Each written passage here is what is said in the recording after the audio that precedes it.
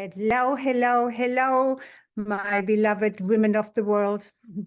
It is 3 o'clock Eastern Time, Saturday, and I am here with you for the next hour, if you so desire, on this show, Your Radiant Life After 45, a show for women who want more from life, more love, more self-knowledge, more energy, better health, better relationships, just a life that they can manage, not only manage, but live to their greatest satisfaction. Because happiness is what God, the universe, wants for us. And it's right there for us. Love and happiness are what is available to us at any time. So in many of my shows, I talk about relationships and happiness. But today, it's all about what is truth, something that I have not talked about, even though it has been, it's such a universal question, right? What is truth? And so I'm going to explore this with you today because it affects all of us. And there is so much going on in the world right now that puts everything into question, right? But I go far beyond what is going on in the world today, and I'm not going into any world affairs or politics or anything like this. Anyway, my name is Dr. Angelika Christie. You know me by now. And I want to explore truth today. And I believe this is just the first of many, many episodes on this, because it's so fascinating. So the question, what is truth, is really profound. And it's an enduring inquiry that has been explored across various disciplines throughout history. And some of the disciplines, they include philosophy, religion, science, and even personal aspects of your truth. It touches on the nature of reality. It touches on the nature of belief, of knowledge, and how we understand and define what is actually true. There are universal truths that just is, and yet even that, and when we talk about science, is constantly shifting, because we discover that something we thought was the truth actually is replaced by something we discovered is the truth at this moment. And I really believe there is nothing, there are a few things that are truth continuously, as long as we live on this planet, and that's gravity. I do not believe that we can alter or change that. But going, for example, into philosophy, philosophers have debated the concept of truth for centuries, and it is central to many philosophical theories. But we are not going there much today. Discussing what is truth on all levels is really endless. But as an overview, here are a few perspectives that I have looked up, and some of them actually researched as part of my training in the various disciplines that I have studied for the last 40 plus years. So here are the ones that came up when I searched for the meaning of truth in different aspects. And I think we have a guest here today. Thank you for being here. Let me see who it is. Oh, my beautiful Kathy. Thank you so much for being here, Kathy. I really appreciate it. Okay, so truth. So there are the philosophical perspectives There are correspondence theories, which argues that truth is whatever corresponds to reality. So it's kind of a logical thing, right? A statement is true if it actually describes how things are in the world. And I don't know if you know, but I'm German, and in the German language, the words that describes an object is actually a word that describes what the object is all about or does. So that's very special or peculiar or interesting in my mother language, which is German. Okay, so that was the correspondence theory. Then there is the coherence theory, which suggests that truth is about coherence amongst a set of beliefs or statements. For example, a belief is true if if the coherency fits a certain statement, right? Or is amongst a certain set of beliefs and statements. A belief is true if a coherency fits within a comprehensive system of beliefs, because beliefs can be different, right? Everybody can have a different belief. And so there are so many different truths out there. And then there is the pragmatic theory. And it proposes that truth is based on the practical consequences of a belief or statement. So it's not just, I believe this, but what is the consequence of that belief? And a statement is considered truth if it proves helpful or effective in a practical sense. I like that in a way, because, you know, that we cannot have a lot of disagreements about that, right? Okay, so there is something else. It's the deflationary or the minimalist theory. And that holds that asserting that a statement is true is just an endorsement of the statement itself, without implying a profound metaphysical reality or any reality, so to speak. In other words, to say it is true that snow is white. You don't have to say it is true that snow is white. We can just say snow is white. It's a common agreed upon fact, right? And yet somebody may see snow as yellow or as another color. When it comes to colors, you know, we have different retinas, I believe, even though the vast majority sees the same. Okay, and then there are religious perspectives of truth.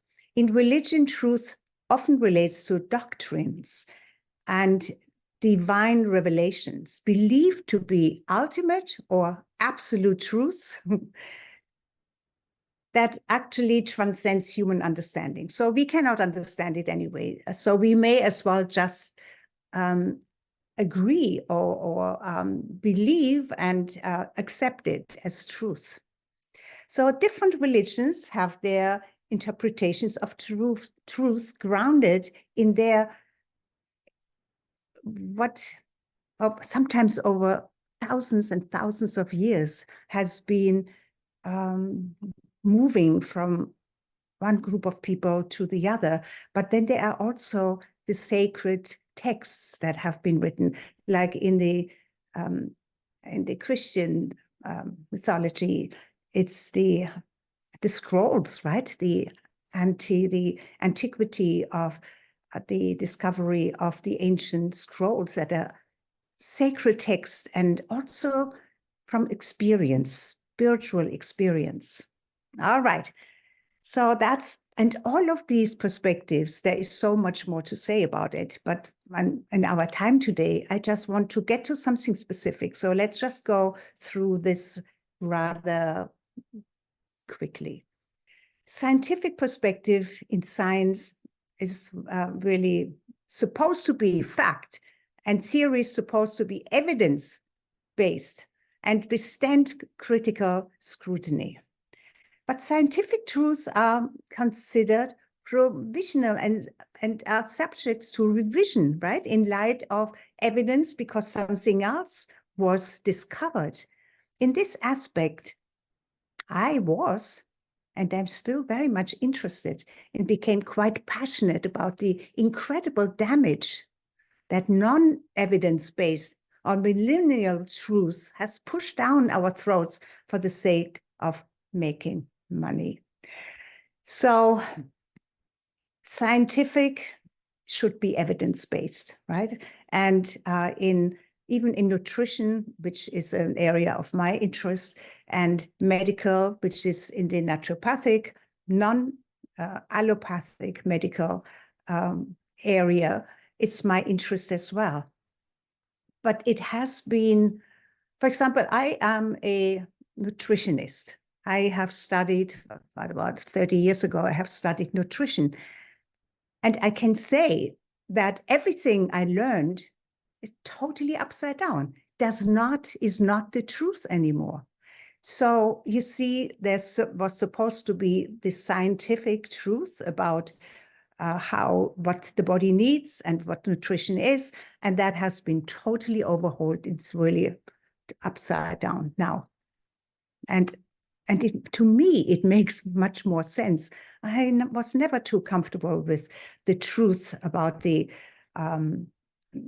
food pyramid, where carbohydrates were the most important thing on the very bottom, and meat was at the very top. Fat and meat was kind of at the very top, so the least important. But I'm talking about the whole, on the whole now, not in particular, but you know that the whole medical industry and so-called healthcare, which is really sick care because it's for monetary benefits of the pharmaceutical companies, has really damaged us. The same goes for food.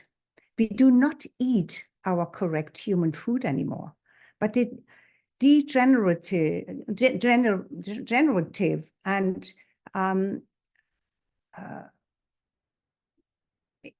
engineered. Yes, engineered. Food is, when I think about it, it just seems to grow and grow and grow. The whole field of engineered foods. And something just came to mind, and it just stopped my train of thoughts. I have seen that they make steak now, meat, in an artificial way. Has nothing to do with biology, nothing to do with meat. It is some kind of substance, artificial substance that looks like meat and is supposed to do something for our body. Yeah, senior moment, right, thank you. But when the thought comes in, all of a sudden it stops all thought that you had before, right? So we do not eat our correct human diet anymore, but a degenerative, artificially produced, convenient diet that robs us of our life force. Life force energy comes from the electrical charge in food. And when it's packaged and it has a shelf life, there is no electricity in there. It's dead. It's dead food. And when we don't get that life force from our food, it makes us sicker and sicker. In the Western world, we are overfed and undernourished. There is so much to say about this, but for today, I will stay with concerning truth. But food companies and pharmaceutical companies notoriously lie to us. So that ends my thing about medical and food, that area. So contemporary issues in today's digital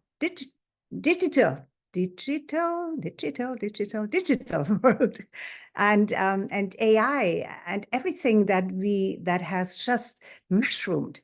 Now it becomes even more difficult to understand or to detect what is truth and what is engineered. Particular with the same rise of misinformation fake news, and different interpretations of facts.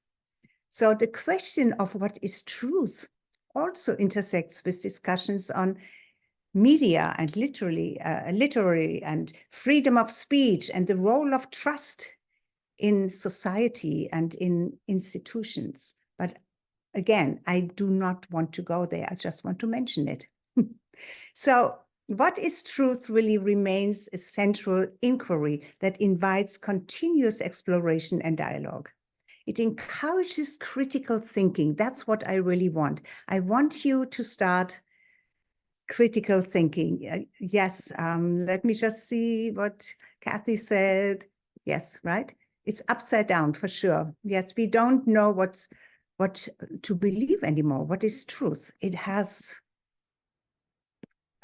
So rather than being fed news or stuff, we need to go within and ask ourselves, does this make sense? Or how does this feel to me? I know there are scientific and there are personal truths, but today we are easily misled, let's put it this way. So it encourages critical thinking and also intuition, I believe. And it's a question that seeks an answer, of course. It always does, and it challenges us to this not only discover, but to question and to think about and maybe realign ourselves with how we have evolved and how we think now and how we want to live now. And it's really an ongoing discovery process. That I want to just go into something, and that is choice. Is choice a truth? Yes. For us humans, choice is a truth. And so many of us don't really understand the full power of it. We have choices. We can be intentionally truthful or intentionally lie or anything in between. So if there is anything in between the truth and the lie, well, I guess that would be the interpretation of a certain situation that you find yourself in. Humans can be deceptive because we have a choice, right? Let me just compare this to animals. While almost all wild animals behave precisely and exactly the way nature dictates, and that's how they survive and have survived for millions of years. We are the only creatures on Earth that can decide how to behave. In other words, we make sometimes choices, subconscious choices, because we have become so used to making certain choices and we don't make them consciously anymore, but we can also make very conscious choices. That's when we switch maybe and put everything away and make new choices. And we are able to do this every moment of our lives. So, but now wild animals, right? Even domesticated animals have limited choices in most of their behavior. I know that many of you dog, cat, or horse lovers may disagree. And in a way, you are correct. But why is that? Why do they give up their natural behavior according to nature? Of course, you know this. It's because we tamed them and we cared for them, so they no longer have to fend for themselves in the wild. That's why.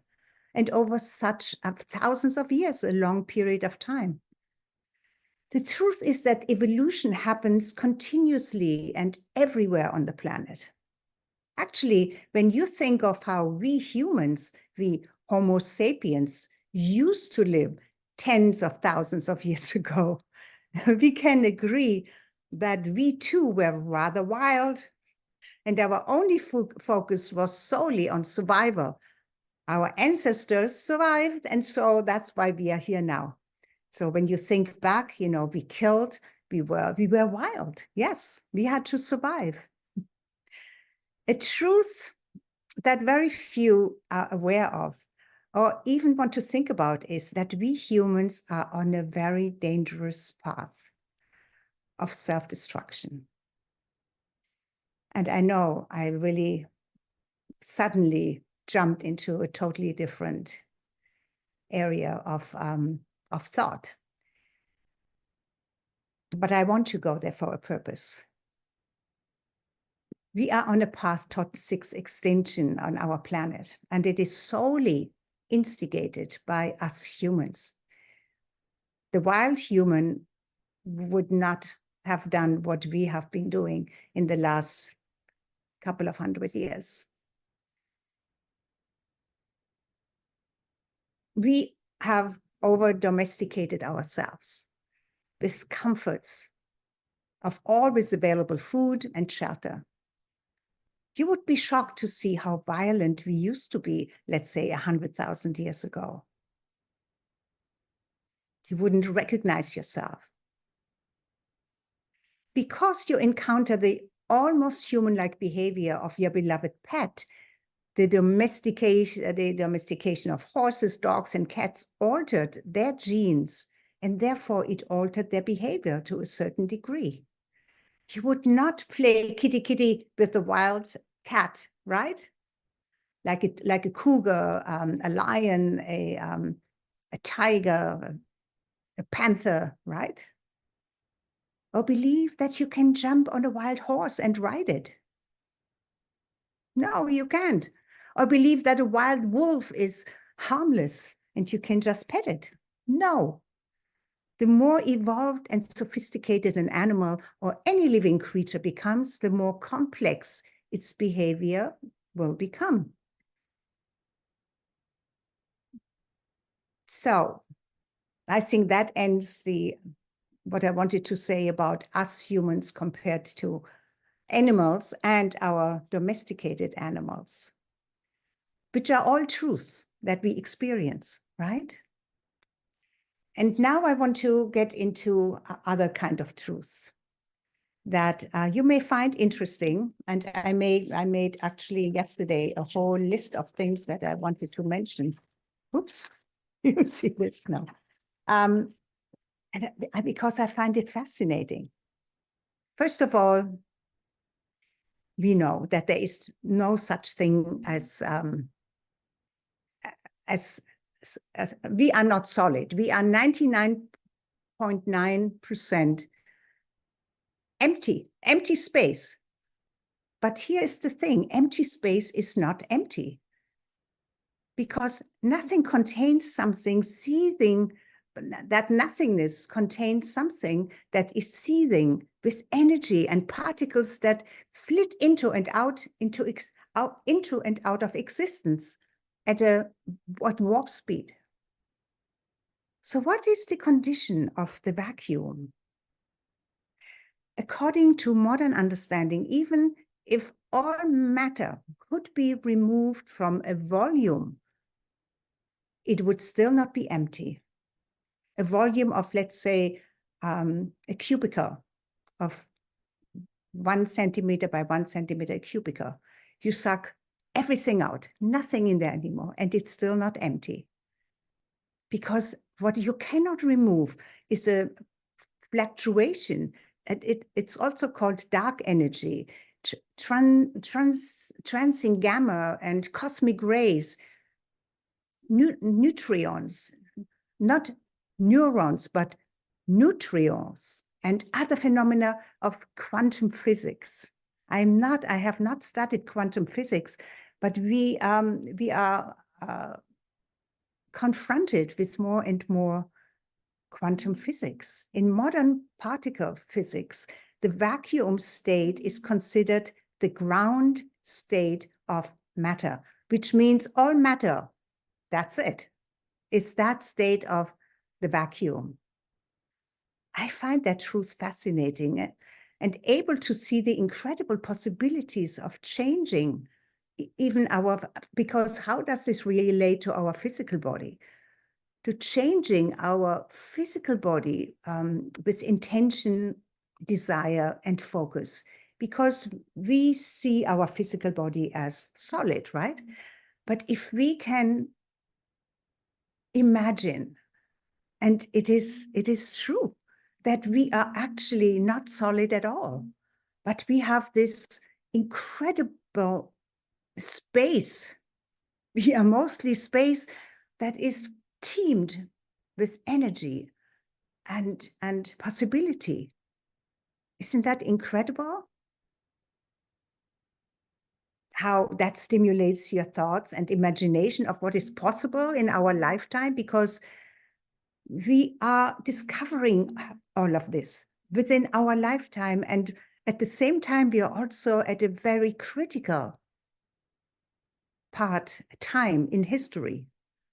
But I believe that the universe is preparing our Earth, and the Earth is preparing us to shift into a new dimension, a new awareness, a new dimension while we see ourselves in the 3-dimension, right?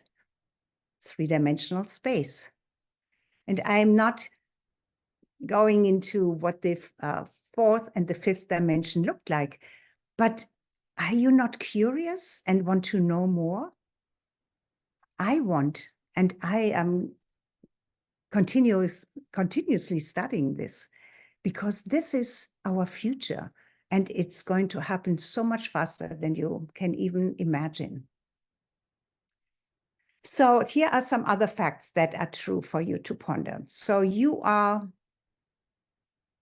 99.9% energy, space, not solid at all. You also have 70 trillion human cells that are 99.9% empty space. It has the nucleus inside. It has that center where all of your DNA is. It has that energy pack here, mitochondria. It's all in there. And still the space around it is by far the greatest existence. And then there are these 14 quadrillions, and I mean, the numbers get so large, so big, it's unimaginable. And yet it's true. It is true. Truth is also that you are a miracle. You are a miracle. Your body is a miracle. Your whole life is a miracle. Because what is going on in your cells at any moment, with every breath, it's unimaginable. The number you cannot even imagine, all of the processes that are going on. And then what is also a fact, what is truth, is that our Earth is 70% water. Our bodies are 70% water. Our cells are 70% liquid. But I mean, that's in the area that is not empty space, right? That's where something actually exists from our way of thinking. And within the cells, the water is not liquid. It is gel-like. That's why when you cut yourself, you don't leak water out. Blood has plasma. There's some water in there, but it's all so fascinating. And that's why I say you are a miracle. You are a total miracle.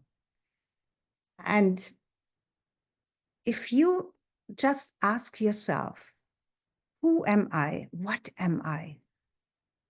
With every ounce, with every cell of your body, you can say, I am a miracle. I am a miracle in myself and connected to every other miracle in the entire universe, because you exist as your individual self And yet you exist and could not exist without the community of everything that exists around you. So much to explore there. And I invite you to come and visit and come into the Golden Life community, where we discuss these things and so many other things.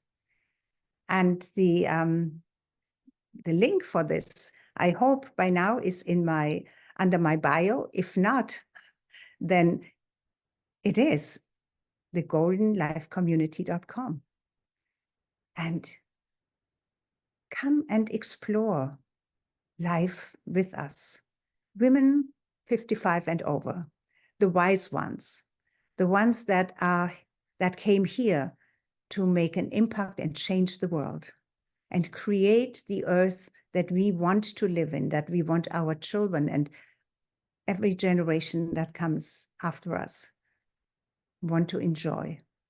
Okay, this is all I can really tell you for today. Please come back the next Saturday, same time, because we want to continue this conversation. Yes, I hope so. I hope you got some value from today. And if you're live with me, stick around. Bye-bye for now.